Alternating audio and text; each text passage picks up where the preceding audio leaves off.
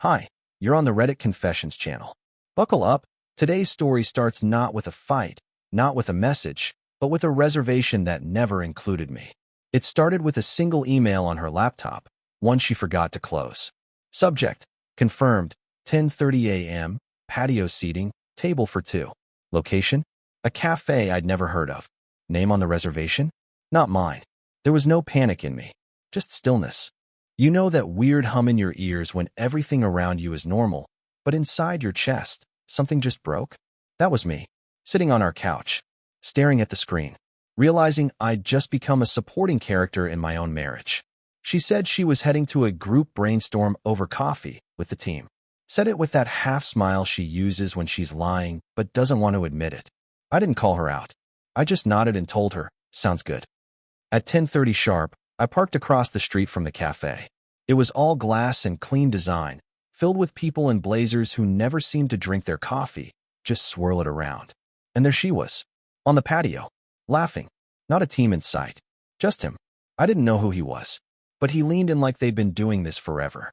She twirled her straw, tucked her hair behind her ear like she was 20 again, like the world around them didn't exist. She never looked over her shoulder, never checked her phone, because I wasn't in her mind, because I wasn't there anymore. Not really. They clinked glasses. She toasted something. He pulled out a small velvet box. She gasped. Not ring-sized, but intimate, like a charm bracelet, or earrings. She touched his hand and said something I couldn't hear. I did nothing. I didn't storm over, didn't snap a photo. I just sat in my car, seatbelt still on, hands frozen on the steering wheel. That moment, watching her choose someone else while sipping iced coffee under morning sun, that's when I realized. By the time they finished their drinks, I had memorized every little detail. How she leaned forward like she couldn't get enough of his voice, how her hand kept brushing against his on the table like it was some unconscious rhythm they'd fallen into. I kept waiting for her to glance around, to check her phone, to feel that something was off. But she never did. She didn't even flinch. I should have driven away. I should have turned the key and left that entire scene behind me. But instead, I watched. Not like a stalker, more like a husband watching his own life fall apart in real time, unable to blink. I wasn't angry. Not yet. I was numb, confused, and worst of all, hopeful. Hopeful that maybe, just maybe, I was misunderstanding what I was seeing. Then the waiter came. He brought a small, folded note on a tray. For a second, I thought, maybe it was from me. Maybe someone noticed me outside and thought I belonged to this moment too. But no, it was from him. She read it, smiled, then slipped it into her purse like it was something precious, like a memory worth keeping. They didn't kiss. There was no dramatic hand-holding or stolen glances over shoulders. That would have made things easier, something tangible I could grab onto and scream about. But no, this was worse. This was casual, natural, practiced. And I realized, this wasn't new. This was normal for them. I must have sat in that car another 20 minutes after they left, just breathing, just staring at the empty coffee cups they left behind, like ghosts of a relationship that was never mine to begin with. When I finally got home, she was already there. She had changed out of her cafe outfit into yoga pants and one of my oversized hoodies, the one I thought she wore when she missed me. Ironic. She acted like nothing happened. Said they had too many voices in the brainstorm, so she and Darren stepped out to get clarity. Darren. So that's his name. She said it so easily, so casually, like she'd mentioned it 1,000 times before and assumed I'd never cared enough to remember. I did. I remembered everything. I asked how it went. She smiled and said, productive. Then she kissed my cheek like I was just furniture, familiar, functional, silent. That night, I couldn't sleep. I laid there beside her while she scrolled on her phone, probably texting him goodnight, and I stared at the ceiling thinking, how long has she been gone, even while she was still here? The next morning, she left early, said she was heading to an off-site meeting. I waited exactly 30 minutes after she walked out the door, then pulled out my laptop and opened her calendar. It wasn't empty. There it was, 10:30 a.m., strategy alignment with Darren. No location listed, just his name. I didn't cry. I didn't throw anything. I opened a blank document and typed out one line. I saw everything. I didn't sleep that night. I don't even think I blinked for more than a second at a time. My laptop sat next to me, glowing like a portal to the truth. Her digital calendar was still open, and that one simple line, strategy alignment with Darren, kept taunting me like a whisper I couldn't unhear. I kept refreshing it, like maybe it would disappear and give me a reason to doubt what I knew. But it didn't. Darren stayed locked in, bolded, and scheduled, like a virus planted in the heart of my life. At 10:32 a.m. the next morning, I checked her location from our shared app. I told myself I was just curious, that I wasn't crossing any lines, but let's be honest, lines had already been burned away. Her little blue dot wasn't at the office. It wasn't even close. She was downtown, near the harbor, near a boutique hotel with a rooftop cafe. I knew the place. We celebrated our 3rd anniversary there. She hadn't brought me back since. I stared at the screen so long I forgot to breathe. When I finally snapped out of it, I stood up, got dressed, and grabbed the one thing I'd never used before, the spare key to her car. She always parked 2 blocks over so she wouldn't block the driveway, but now I wondered if that was just another habit formed in secrecy. I found her car exactly where I expected and climbed into the passenger seat like I belonged there. And I waited. It was almost noon when she returned. Her hair was different, curled slightly, more styled than it had been that morning. Her lipstick was fresh, even though she claimed to be too busy for makeup lately. She opened the door and jumped slightly when she saw me. "Jesus, Corbin, you scared me." I smiled. I didn't say anything right away. I just looked at her. I wanted to memorize this version of her, the one who still believed I was clueless. "Busy day?" I asked, keeping my tone level. She hesitated, just for a second, just enough for guilt to flash across her face like a shadow. Then she slipped back into her mask. "Yeah, just meetings, you know. I'm exhausted." I wanted to laugh. Exhausted? From what? Smiling too hard while pretending I didn't exist? I pulled a small receipt from my pocket, from the rooftop cafe. I had gone earlier, while she was still there, and asked the hostess for the names on recent reservations. She hadn't even used a fake name. It was booked under L. Greer, her maiden name. "Did you at least enjoy the view?" I asked, holding up the receipt. Her face went white, then red, then blank. She snatched the paper and crumpled it. "Why are you doing this?" she hissed. I tilted my head. "Doing what, Lenora? Sitting in your car? Asking where my wife was during work hours?" She didn't answer. She opened the door and walked away, muttering something under her breath about space, about needing to think. But I didn't follow. I sat there in the passenger seat, her seat, and for once, I didn't feel small. I felt awake. That night, she didn't come home. She didn't even text. She didn't come home that night. Not a call, not a message, nothing. The silence in the house was thick, almost theatrical, like even the walls were holding their breath. I sat in the dark kitchen, watching the clock tick past midnight, then 1 a.m., then 3:17, when I finally gave up pretending I still cared where she was. Because deep down, I already knew. The next morning, I woke up to the sound of the front door unlocking. She walked in barefoot, heels in one hand, a takeout coffee in the other, and a cheap hotel room, key stuffed halfway into her jacket pocket. She looked surprised to see me standing there, dressed, awake, and not pretending anymore. "You didn't sleep?" she asked casually, as if I'd just had a long night of emails or a cold. "Not really," I said. "I was busy backing up your iCloud." The color drained from her face. It was subtle, but I saw it, that flicker of panic. The one you can't rehearse your way out of. She laughed it off. "What are you talking about?" I walked over to the dining table and placed 3 printed photos in front of her. Color, high resolution, time-stamped. Her sitting at the rooftop cafe. Her with her hand on Darren's thigh. Her wiping something off his lips, something that was definitely not professional. She didn't even try to deny it. She stared at the photos for a long moment and said, "You were spying on me?" "No," I said. "I was waking up."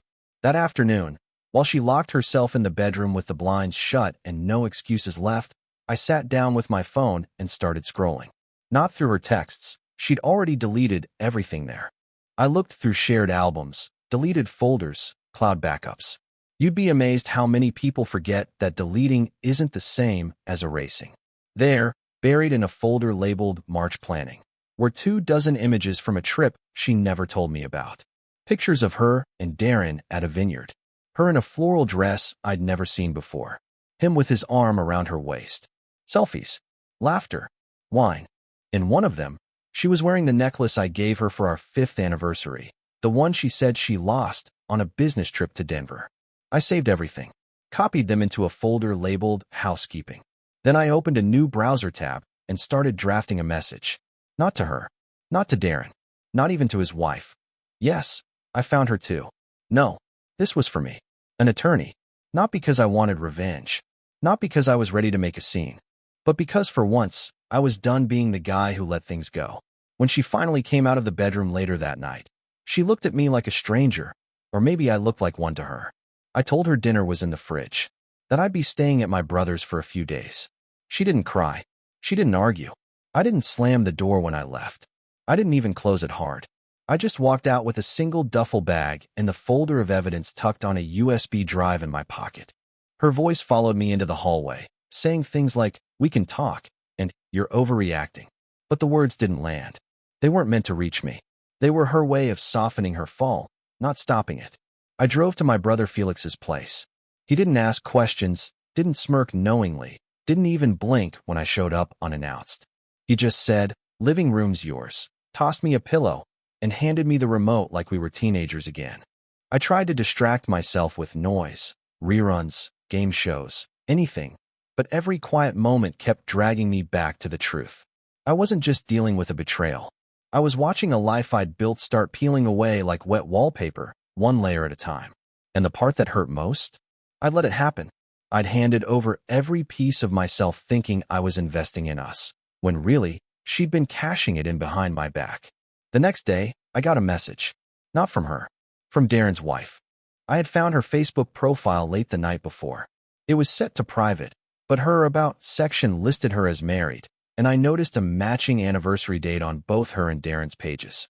I'd sent her a single sentence and a photo, one of Lenora and Darren clinking glasses at the vineyard.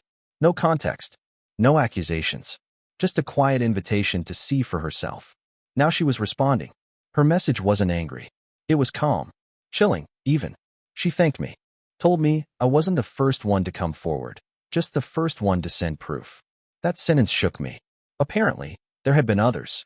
Other women, other workplace alignments. But she never had anything solid. I did. We talked for over an hour. Her name was Madison, and her voice cracked only once when she said, "I thought it was just me. I thought I just wasn't enough." And hearing her say that, like an echo of my own thoughts, it made me realize how many of us walk around carrying the same invisible weight, thinking we're alone. I didn't cry. Not then. But I came close. That evening, Lenora showed up at Felix's.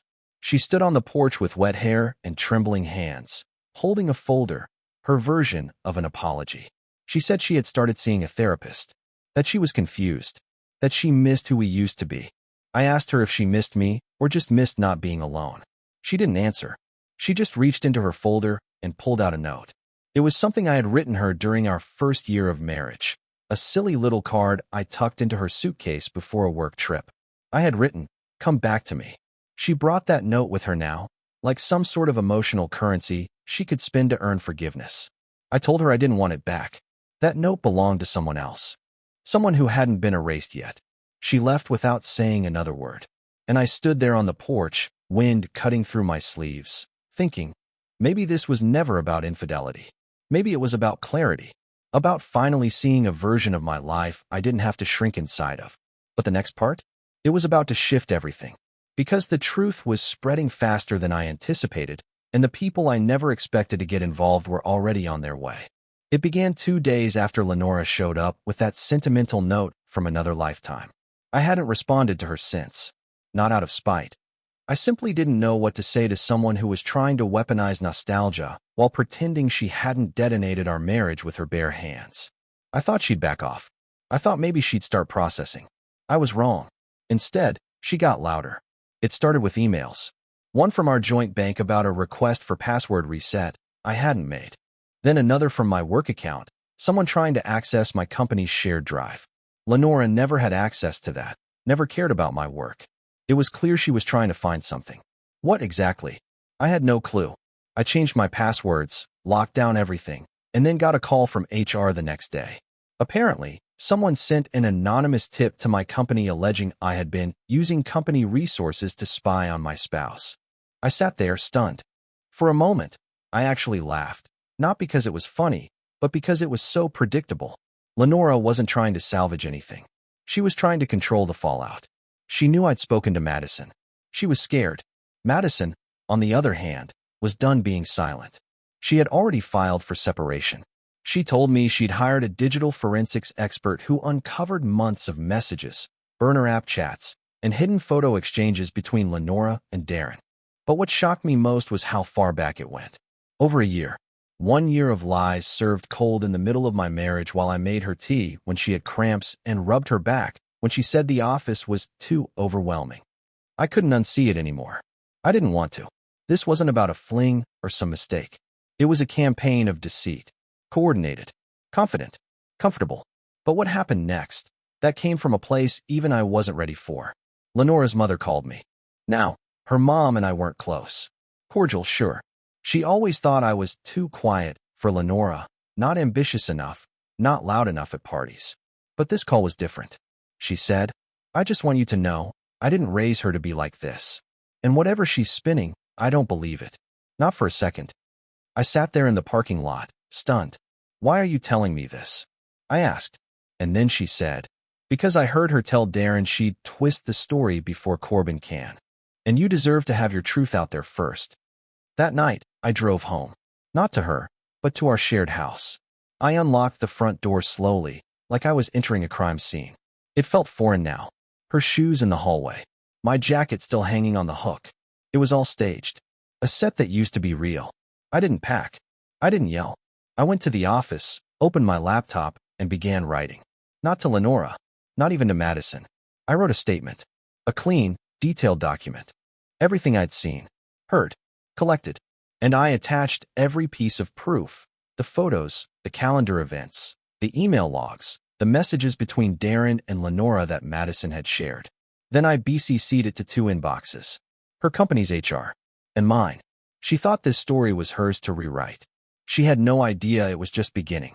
The email went out late at night, not out of impulse, but calculation. I read and reread every sentence. I didn't add emotion. I didn't inject blame. Just facts. Timestamps. Attachments. Screenshots. Names. I included only the things Lenora could never twist into fiction. And when I hit send, I didn't feel triumphant. I felt empty. It was the silence afterward that was suffocating. For a full day, nothing. No calls. No emails. No panic texts from her. Just stillness. And then it began. At 9:47 a.m., I got a message from a blocked number. You crossed the line. That was it. No name. No threats. But I knew it was her. The words were cold, stripped of the fake sweetness she usually layered over her manipulation. I didn't respond. By noon, my inbox started filling. Not with anger. With relief. 3 of Lenora's co-workers, people I barely knew beyond small talk at company functions, sent me quiet acknowledgments. I had no idea. She made it seem like you were the problem. It all makes sense now. One even wrote, we always saw how kind you were to her. Sorry we didn't know. Each message felt like peeling another mask off the version of Lenora I had been forced to believe in for years. But it didn't stop there. At 3:22 p.m., I got a call from a blocked number. I let it go to voicemail. The transcript read, Corbin, it's Darren. Call me back. I think we should talk. Please. I didn't call him back. There was nothing to say. Whatever he wanted to salvage, whatever manipulation he hoped to throw my way, I was long past it. But what happened the next morning that I didn't expect? I woke up to an email from Lenora. Long, nearly 1,000 words. The subject line? You destroyed everything. It started with a bizarre mix of pleading and blame. She wrote that I was being cruel, that I should have spoken to her directly, that we could have fixed this without involving others. She said I was acting like a stranger, that I was the one blowing things out of proportion. Then she shifted tone completely, suddenly romantic, reflective, nostalgic. Remember when we used to make pancakes at midnight? You used to call me your lighthouse. I know I made mistakes, but I never stopped loving you. I didn't even finish it. I knew that tactic. Tug the memory strings, make me question my anger, weaken the narrative. But I wasn't that version of myself anymore. The one who forgave without repair. That afternoon, I got a message from Madison, Darren's wife, again. Just one sentence. He confessed everything to his boss. He's been suspended pending investigation. My hands shook slightly when I read it. Not because I was happy, but because reality was finally catching up to the fantasy they thought they could control. Later that day, Felix and I sat in his garage drinking cheap beers out of paper cups. I told him the full story, every ugly part. At one point, he just sat there in silence, then said, "You waited too long to fight for yourself. But I'm glad you finally did." And that's when I realized something strange. I didn't miss her. I didn't miss us. I missed who I thought she was. And what was coming next, the final piece, would take that illusion and grind it into dust. Because the fallout wasn't over. Not yet. Not after what she did next. A week after the emails detonated what little was left of her double life, I returned home for the last time. Not to reconcile. Not to talk. Just to collect the pieces of myself I had left behind. The house was quiet.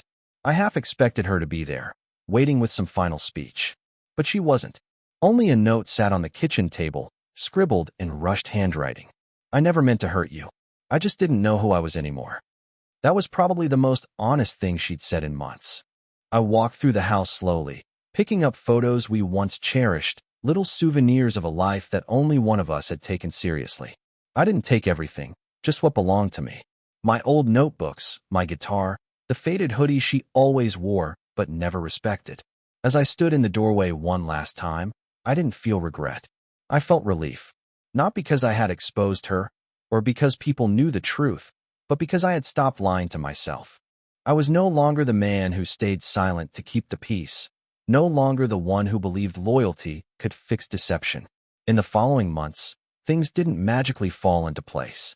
I didn't fall in love again. I didn't suddenly become someone new. But I became honest. With myself. With others.